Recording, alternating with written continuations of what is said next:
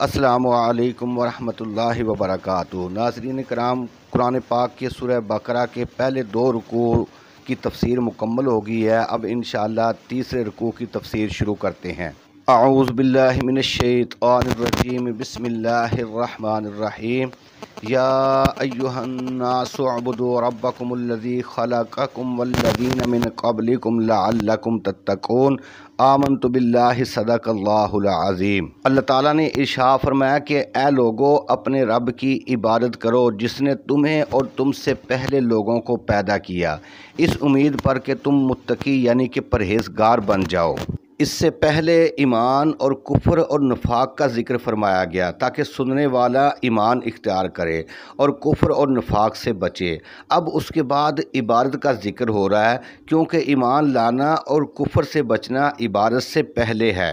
حرف یا پکارنے کے لیے ہے، جو کہ قریب اور دور اور غافل اور منکر سب کے لیے استعمال ہوتا ہے۔ تو ارشاد فرمایا کہ یا ایھا الناس، ناس کے لغوی معنی ہے بھولنے والے، تو مطلب یہ ہوا کہ اے ہم کو بھول جانے والو، ہماری طرف آؤ۔ مفسرین کرام فرماتے ہیں کہ الناس سے اکثر مکے والوں کو اور الذین آمنوا سے مدینے والوں کو پکارا جاتا ہے، مگر یہاں الناس میں تمام انسانوں سے خطاب ہے، یعنی کہ کافر، مومن اور منافق وغیرہ، کہ قیامت تک آنے والے انسان اس خطاب میں داخل ہیں۔ یا ایھا الناس اعبدوا، اعبدوا عبادت سے بنا ہے، یعنی کہ اے کافرو عبادت کرو یعنی کہ ایمان لے آؤ، اے منافقو عبادت کرو یعنی کہ مخلص بن جاؤ، اے گناہ گارو عبادت کرو یعنی کہ نمازی بن جاؤ، اے بخیلو عبادت کرو یعنی کہ زکوٰۃ ادا کرو، اے روزہ خورو عبادت کرو یعنی کہ روزے رکھو۔ ربکم، اللہ تعالیٰ کے تمام ناموں میں سے رب اس لیے فرمایا گیا کہ سننے والوں کو عبادت کا شوق ہو، یعنی تم خدا تعالیٰ کی عبادت کرو، کیونکہ وہ تمہارا پالنے والا ہے اور پالنے والے کا حق ہوتا ہے کہ اس کی اطاعت کی جائے۔ الذی خلقکم میں اللہ تعالیٰ کی ربوبیت کا ذکر ہے، چونکہ پالنا پیدا کرنے کے بعد ہوتا ہے، اس لیے پیدا کرنے کا ذکر پہلے فرمایا گیا اور رزق کا ذکر بعد میں کیا گیا۔ خلقہ کے معنی ہے نیست سے ہست میں لانا، جو صرف اللہ تعالیٰ ہی کا کام ہے۔ کسب کے معنی ہے اسباب جمع کرنا، عورت اور مرد کا ملنا بچے کی پیدائش کا سبب ہے، لیکن اس کا پیدا ہونا اللہ تعالیٰ ہی کی طرف سے ہے۔ آگے والذین من قبلکم میں یہ بتایا گیا کہ وہ تمہارا بھی پیدا کرنے والا ہے اور تم سے پہلی امتوں کا بھی پیدا کرنے والا ہے، یا کہ وہ تمہارا بھی پیدا کرنے والا ہے اور تمہارے باپ دادوں کا بھی وہی پیدا کرنے والا ہے، لہٰذا تم اسی کی عبادت کرو۔ آگے فرمایا کہ لعلکم تتقون، تاکہ تمہیں پرہیزگاری حاصل ہو، شاید کہ تم اس کے عذاب سے بچ جاؤ، یا شاید کہ تم پرہیزگار بن جاؤ، یا شاید کہ تمہارے قلب میں پرہیزگاری کا نور جلوہ گر ہو جائے۔ عبادت تقوی کی ابتدا ہے۔ آگے ارشاد فرمایا کہ الذی جعل لکم الارض فراشا والسماء بناء، جس نے تمہارے نفع کے لیے زمین کو فرش اور آسمان کو چھت بنایا۔ وانزل من السماء ماء فاخرج به من الثمرات رزقا لکم، اور آسمان سے پانی نازل کیا اور پانی سے تمہارے رزق کے لیے کچھ پھل پیدا کیے۔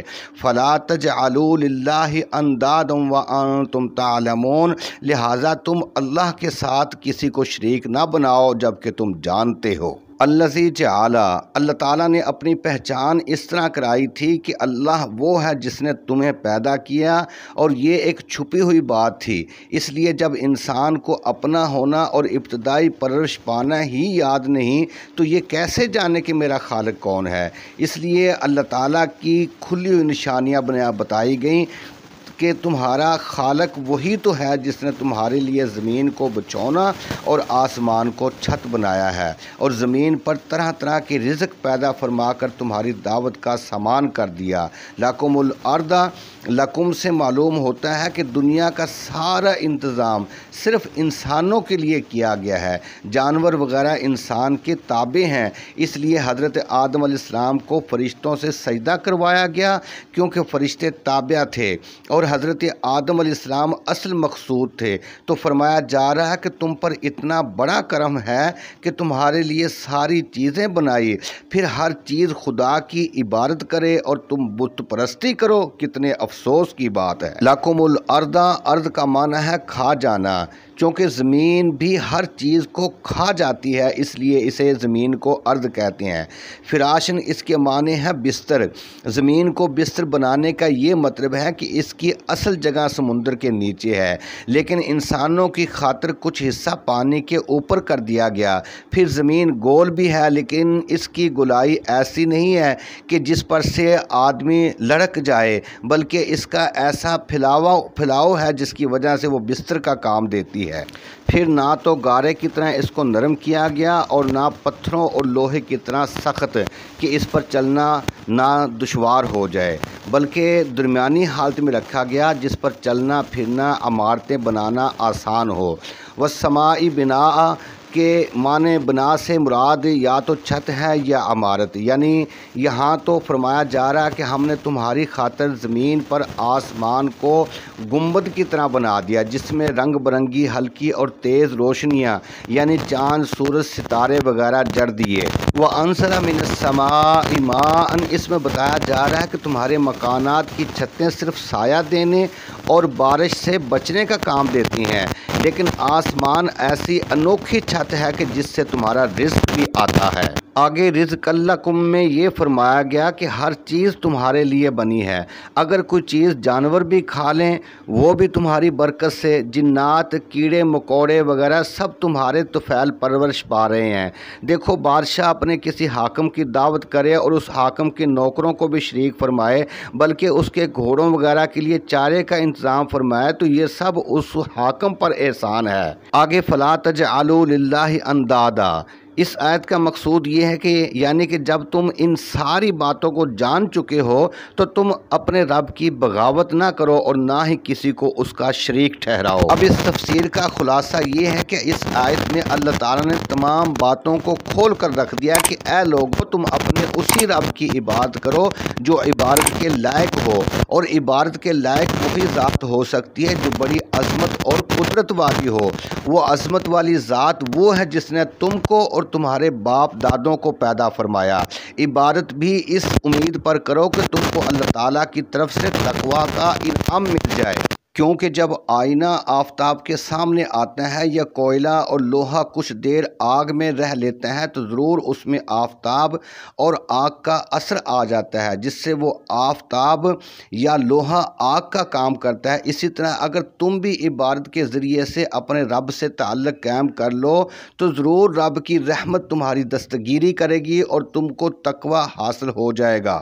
اس خالق حقیقی کی پہچان یہ ہے کہ اس نے تمہارے آرام کے لیے زمین کے ایک ٹکڑے کو پانی سے باہر نکالا، پھر اس کو گارے کی طرح نرم اور لوہے کی طرح سخت نہ کیا اور نہ اس کی گولائی ایسی رکھی جس سے تم اس پر ٹھہر نہ سکو، غرض یہ کہ ہر طرح اس کو تمہارے لیے بستر کی طرح آرام دہ بنایا۔ پھر یہ کرم فرمایا کہ زمین پر آسمان کا خیمہ لگایا، جس سے یہ کہ یہ جہان ایک گھر کی طرح ہو گیا، اور روزانہ تمہاری دعوت کا 3 وقت انتظام فرمایا۔ جو رب کے تم پر اتنے احسان فرمائے اس کو چھوڑ کر اوروں کی عبادت کرنا یا اوروں کو اس کا شریک ٹھہرانا بالکل خلاف توقع انسانیت ہے کہ نہیں؟ تو اس آیت سے بہت سے فائدے حاصل ہوئے۔ ایک تو یہ کہ جو شخص رب کی عبادت نہ کرے وہ انسان نہیں، کیونکہ فرمایا گیا کہ یا ایھا الناس۔